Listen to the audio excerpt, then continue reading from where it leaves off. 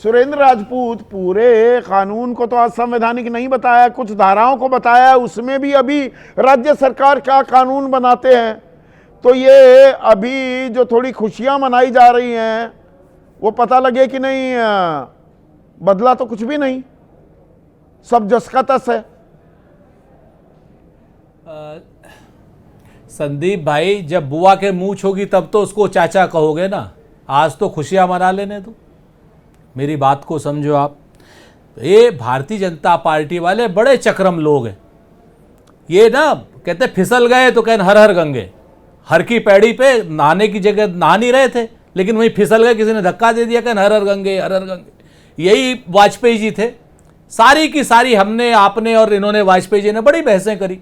उस वक्त तो क्या क्या कह रहे थे, आज क्या कह रहे। देखो, दो तीन चीजें बड़ी साफ साफ समझ लो। पहली बात, अंतरिम आदेश अंतिम आदेश वो सुप्रीम कोर्ट का मामला है। हम तो साफ साफ कहते हैं एक बात को, हमें अंतरिम आदेश की खुशी है और अंतिम आदेश भी जो है वही आएगा जो संविधान से सम्मत होगा। अंतरिम आदेश भी संविधान सम्मत आया और अंतरिम आदेश में सबसे ज्यादा जूते लगे हैं इनको, तमाचे लगे हैं इनको। और जेपीसी वालों के, जो भारतीय जनता पार्टी के जो जेपीसी वाले हैं, जिन्होंने विपक्षी सांसदों के डिसेंट नोट्स को फाड़ दिया था, उनको शामिल नहीं किया था, उन सब के जूते लगे। अब वो चाहे हमारे पाल साहब हो और चाहे भाजपा के बाकी सब लोग। कानून पर स्टे नहीं लगाया, राज्य सरकार नियम बनाएंगे तब आगे जो स्टे जहां रोका लगाया भी है वो भी तब तय होगा। अरे महाबली संदीप भाई, महाबली जी सुन तो लो। हम तो कह रहे जब वो तो आएगी तब की तब देखी जाएगी ना। फिलहाल तो आज की बात कर लो भाई। आज की डेट में भाजपा वाले बड़े दुखी हैं, उनके लगी है क्या नाम जलन हो रही है, उनको बर्नौल लगा दो। हम कहां कह रहे हैं कुछ और लगाओ, हम बिल्कुल नहीं कह रहे उनके क्या नाम पेट्रोल लगाओ, बर्नौल लगा दो ना उनके। भाई आज आप कह रहे हो कि ऐसा हुआ है वैसा हुआ है, कल में जब जैसा आज हम सुप्रीम कोर्ट से जीते हैं, आज जनता जीती है, संविधान जीता है, मैं आपको जिम्मेवारी से कहता हूं कल भी इनको गैर संवैधानिक काम नहीं करने देंगे। अब आज की डेट में वाजपेयी जी भी और भारतीय जनता पार्टी के और समर्थक एक बात बताएं कि जेपीसी ने जो विरोधी दलों के डिसेंट नोट थे, चाहे वो इमरान मसूद साहब के हों, चाहे सपा के पार्टी के नेताओं के हों, चाहे टीएमसी के हों और चाहे असदुद्दीन ओवैसी के, वो डिसेंट नोट्स को उठा लो आप, सारे डिसेंट नोट्स में वही बात है। हमने कानून को रद्द करने की थोड़ी बात की, ओवरहालिंग को खत्म करने की थोड़ी बात की, लैंड मैनेजमेंट को पूरा खत्म करने की थोड़ी बात की, भ्रष्टाचार को खत्म हो इसकी तो हमने समर्थन में। सब कुछ ठीक ठाक चल रहा है वक्फ बोर्ड में। अरे बिल्कुल नहीं। मेरे से आपको याद होगा कि जफर फारूकी या कौन है वक्फ बोर्ड का यहां का अध्यक्ष जो 22 साल से बना हुआ है, उसका तो खुलासा मैंने ही किया था आपके चैनल पे। अगर सब कुछ सही होता तो मैं उसका खुलासा क्यों करता। बेईमान है, भ्रष्ट है और सारी सरकारों में है। भाजपा के कल्याण सिंह की सरकार से लेके आज तक की सरकारों में है। संजय मिश्रा, आप बताओ मेरे को, 8 साल से योगी जी की सरकार है, यूपी के ही हैं। सुरेंद्र भाई सुनिए, ऐसा लगता है कि वक्फ कानून पर सुप्रीम कोर्ट वहीं पहुंच गया जहां से चला था। हाँ, मैं आपसे फिर से कहता हूं, एक बात समझ लीजिए, इस देश में कानून के विरुद्ध, संविधान के विरुद्ध कोई कुछ नहीं कर सकता। इनको वक्फ बोर्ड में अमेंडमेंट की कोई वो नहीं थी। ये ना ये भ्रष्टाचार को खत्म करना चाहते, बल्कि इस कानून ने तो भ्रष्टाचार को पेट्रोनेज दी है। 2013-14 के कानून में भ्रष्टाचार अगर कोई करता था तो उसको 2 साल की सजा होती थी और गैर जमानती वारंट होता था। इस कानून में उन्होंने जमानती कर दिया है उसको। जफर फारूकी जैसे लोग या और जो भ्रष्टाचारी हैं वक्फ के, वो जमानत पा जाएंगे। एक्चुअल में इनकी मंशा हिंदू मुसलमान करने की थी और कोर्ट ने इनके मंशा पर पानी फेर दिया। आप बात समझो, बड़ी सिंपल सी बात है। और आज की डेट में ये कोई क्यों नहीं पूछ रहा है इनसे कि जेपीसी में जो डिसेंट नोट्स थे, आज की डेट में तमाचे पड़े हैं कि नहीं पड़े।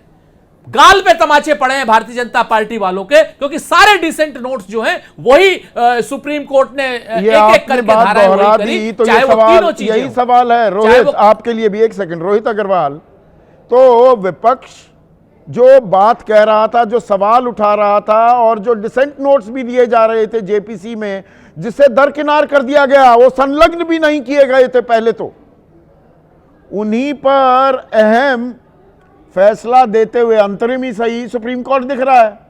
तो विपक्ष जो कह रहा था वो सही साबित हो रहा है क्या? संदीप भाई, पहली चीज तो ये है, विपक्ष अपनी छाती पीट रहा था कि देश के अंदर संवैधानिक संस्थाएं पंगु हो गई हैं, तो ये संवैधानिक संस्था का ही फैसला है। हमने आपके साथ उस समय भी मैं डिबेट पे था और मैंने कहा था कि अगर कुछ गलत होगा तो सुप्रीम कोर्ट उसका संज्ञान लेगी, परंतु विपक्ष किस तरीके से अपने छाती के ऊपर छाती पीट रहा था ये हमारे पूरे देश ने देखा था। आज समाजवादी पार्टी वाले इसका स्वागत कर रहे हैं अंतरिम आदेश का, तो हमको ये समझना पड़ेगा कि आप चाहते नहीं, क्या? स्वागत क्यों नहीं आपको ये करेंगे? कानून चाहिए था कि जो नहीं मांग चाहिए था? उठा आपको रहे सारी थे, खारिज कर रहे थे। जो सवाल उठा रहे थे उनका संज्ञान लिया है सुप्रीम कोर्ट ने। ये तो सरकार के मुंह पर नहीं, एक तमाचा है नहीं। कि नहीं? ना, और ना, तमाचा ये शब्द क्योंकि विपक्ष के महेश मुंह पे वर्मा ने तमाचा है। इस्तेमाल किया, विपक्ष पर तमाचा, ये विपक्ष पर है कि सरकार पर तमाचा है? नहीं, संदीप भाई, ये विपक्ष के मुंह पे तमाचा है। जिस तरीके से विपक्ष विलाप कर रहा था और निरंतर विलाप करता है कि संवैधानिक संस्थाएं पंगु हो गई हैं, तो ये भी एक संवैधानिक संस्था ने ही आदेश किया है और सरकार के खिलाफ आदेश करने का काम किया है। दूसरी बात ये है, हमको और आपको ये समझना चाहिए, विपक्ष कह रहा था इस कानून की कोई जरूरत ही नहीं है, वक्फ का कानून की कोई अमेंडमेंट की तो जरूरत ही नहीं थी। यही तो इनका तर्क था ना, इनके पॉइंट्स कहां थे? इनका तो क्लियर कट कहना था इस अमेंडमेंट की जरूरत नहीं थी। आज कांग्रेस भी उसका स्वागत कर रही है, समाजवादी पार्टी भी स्वागत नहीं, कर आप रही है। किसी भी और ये कानून मान भी को रहे की हैं कि और हाँ, जरूरत बेहतर तो बना थी रहे हैं, साहब उस amendment प्ली की। पर संवैधानिक संशोधन लेकर आएंगे तो वो सुप्रीम कोर्ट क्या कर सकता है? ये आप वो नहीं, एक महीन भाई- पेज जो है उसको आप अपनी जीत के तौर पर क्यों पेश कर रहे हैं? संवैधानिक नहीं, संशोधन देखिए- लेकर आएगी सरकार, आपके पास नंबर्स हैं, तो पूरे के पूरे हाँ, उस एक बात संशोधन तो को अगर वो लोकसभा राज्यसभा में पास हो गया और राष्ट्रपति की संस्तुति मिल गई तो सुप्रीम कोर्ट कोई खामखा आपके अख्तियार में, आपके अधिकार में थोड़ा घुसेगा। पर जो तीन बड़ी चीजें, तीन भी नहीं दरअसल 5 चीजों पर जो स्टे लगाया है वो तो सीधे सीधे आईना दिखा दिया ना सरकार को। देखिए, ऐसा है संदीप भाई, एक बात तो साफ हो गई कि इस कानून की जरूरत थी और ये कानून डिमांड में था। विपक्ष भी कह रहा है कि इस कानून की जरूरत तो थी, ठीक है ना, लेकिन ये तो उस आप समय ऐसी नहीं बात कह कर थे रहे हैं कि इस कोई कानून भी की जरूरत व्यवस्था थी। उस समय तो है इनके छाती कि पीट रहे अभी थे कि ये कानून की व्यवस्था जरूरत ही और नहीं। दुरुस्त हो सकती है आज कि ये नोएडा मान की रहे सड़कें हैं और कि अच्छी हो सकती हैं वक्फ क्या? बोर्ड के अंदर पानी भ्रष्टाचार और हो अच्छा रहा हो है। सकता है क्या? हवा और अच्छी हो तो आप कहेंगे और हो सकती है। कानून तो कोई भी और बेहतर हो आज तो ये सकता है मान रहे ना। हैं राम राज्य किस आज क्षेत्र तो में, या हमारे ऐसा आपके साथ- बिल्कुल मुकम्मल कानून कौन सा है बताइए ना। आज तो हमारे आपके साथ डिबेट करते समय इन्होंने माना ना कि वक्फ बोर्ड के अंदर भ्रष्टाचार है। हाँ, ये तो सीधे सीधे अध्यक्ष का नाम लेके कह रहे हैं कि साहब पहले जो ये तो हिंदू non ट्रस्ट है available वहां था, पर तो भ्रष्टाचार available है। नहीं है, वहां भ्रष्टाचार नहीं है। तिरुपति मंदिर कहां पे? में वो लड्डुओं में ही चर्बी मिलाई जा रही थी, वो भ्रष्टाचार की पराकाष्ठा नहीं है। बिल्कुल भ्रष्टाचार की पराकाष्ठा है। और यहाँ पे हिंदू और मुस्लिम मंदिर की तो बात ही नहीं हो रही है। यहाँ पे ये बात नहीं, थोड़ी आप ना हो करना रही चाह है रहे थे कि तो हिंदू मैंने के थोड़ा मंदिर सा में इसीलिए भ्रष्टाचार आईना है कि दिखाया। नहीं है, मुस्लिम के मस्जिद में भ्रष्टाचार है कि नहीं है, यहाँ पे ये मुद्दा नहीं है। नहीं, यहाँ वो मुद्दा आप ये वो है कह रहे थे कि अगर जैसे सरकार की- वक्फ में सरकार ही ने कोई वक्फ के नाम preventive पर कदम ही उठाया अवैध था, कब्जे होते हैं, विपक्ष मंदिर अपनी नहीं छाती बना पीट दिए रहा जाते, था। अवैध कब्जे नहीं किए जाते।